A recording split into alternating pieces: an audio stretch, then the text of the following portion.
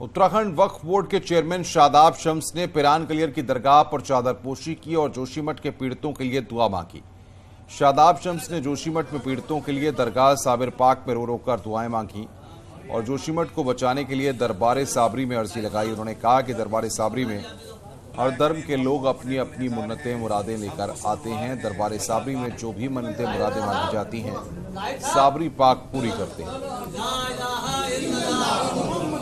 Chairman साहब जरा इधर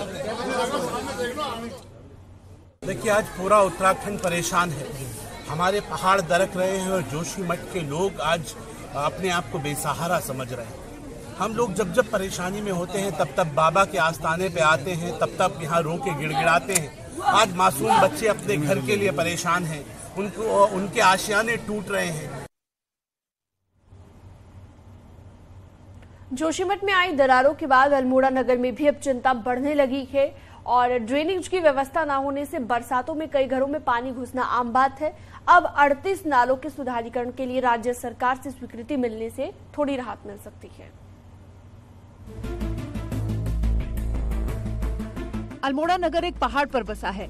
वहीं पहाड़ के दोनों तरफ तेजी से बड़े बड़े भवनों का निर्माण हो रहा है, लेकिन ड्रेनेज की व्यवस्था नहीं होने से आए दिन खतरा बढ़ता ही जा रहा है। पालिका ने कई बार शासन से बंद पड़े नालों को ठीक करने के लिए बजट की मांग की है, जिससे पानी की निकासी व्यवस्थित हो सके। और हमने बार बार सरकार को इस बारे में लिखा कि ये भूकंपी जोन 4 के अंतर्गत है और यहाँ नालों की स्थितियाँ अच्छी नहीं है और इसलिए यहाँ के नालों का जीर्णोद्धार किया जाए, उसके लिए मास्टर प्लान बनाया जाए। सिंचाई विभाग ने 38 नालों को ठीक करने के लिए 19 करोड़ का प्रस्ताव शासन को भेजा है। जोशीमठ के बहाने नगर में नालों के लिए पैसा मिल गया है, जिसका अब जल्द ही काम शुरू हो जाएगा। गई थी जिसमें 38 नालों को, जो मुख्य नाले हैं निकास के लिए, उनको टेकअप किया गया था सुदृढ़ीकरण के लिए। इसमें शासन से स्वीकृति मिल गई थी और शासनादेश की प्रतीक्षा में विभाग के द्वारा टेंडरिंग की कार्रवाई भी प्रारंभ कर दी गई थी। वर्तमान में उक्त का शासनादेश और प्रथम किश्त की धनराशि शासन से प्राप्त हो गई। पहाड़ों से पलायन करके लोग नगरों या फिर कस्बों में बस रहे हैं, जहां अव्यवस्थित तरीके से भवनों का निर्माण हो रहा है और अगर सही ढंग से ड्रेनेज सिस्टम नहीं होगा तो राज्य के अन्य हिस्सों में भी जोशीमठ बनने में समय नहीं लगेगा। न्यूज़ 18 के लिए अल्मोड़ा से किशन जोशी की रिपोर्ट। अंकिता भंडारी हत्याकांड मामले में आरोपियों के नार्को टेस्ट को लेकर अब आज कोर्ट अपना फैसला सुना सकता है। कल कोटद्वार जिला अदालत में दोनों पक्षों के बीच बहस हुई। वहीं नार्को टेस्ट को लेकर तीनों आरोपियों से वीसी के जरिए नार्को की परमिशन ली जाएगी।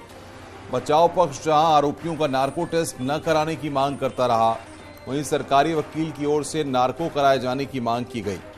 वहीं अभियोजन पक्ष की ओर से अदालत में रूलिंग दाखिल कर दी गई है। अब नार्को टेस्ट में कल फैसला आएगा।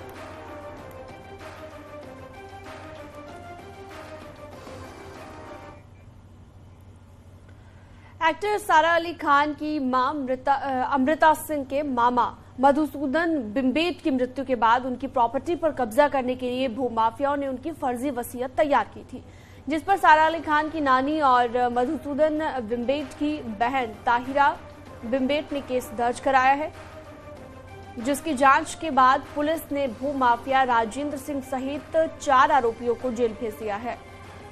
लेकिन लंबे वक्त से मामले में फरार चल रहे इनामी नाथीराम को पुलिस ने सहारनपुर से गिरफ्तार किया। नाथीराम पर 10,000 का इनाम रखा गया था। नाथीराम ने ही फर्जी वसीयत के मामले में फर्जी गवाही दी थी। जो कि 2019 में जिनकी डेथ हो गई है, उनकी फर्जी वसीयत बनाकर ये जमीन बेचने का प्रयास भूमाफियाओं के और उनके साथियों के द्वारा किया गया। उस क्रम में शुरू के 3 अभियुक्त पहले गिरफ्तार किए जा चुके हैं। चौथा ये बच गया था जिसने कि सभी को तस्दीक किया था और फर्जी वसीयत बनाने में अपनी गवाही दी थी। सिर्फ ऑनलाइन ऑर्डर और नशे के सामान की सीधे घर में डिलीवरी। देहरादून पुलिस ने एक ऐसे ही नेटवर्क के 2 लोगों को पकड़ा है जो नशे की सप्लाई ऑनलाइन ऑर्डर से करते थे। डिलीवरी कस्टमर को उसके दिए हुए एड्रेस पर होती थी। पुलिस ने उत्तरकाशी के 2 तस्करों को दबोचा, जिनके पास से 1.5 किलो के करीब चरस बरामद हुई है। इसकी बाजार में करीब 4.5 लाख रुपए की कीमत है। पुलिस का कहना है कि ये तस्कर बड़े नेटवर्क का हिस्सा हो सकते हैं और इनसे पूरी सप्लाई चेन का नेटवर्क खंगाला जाएगा।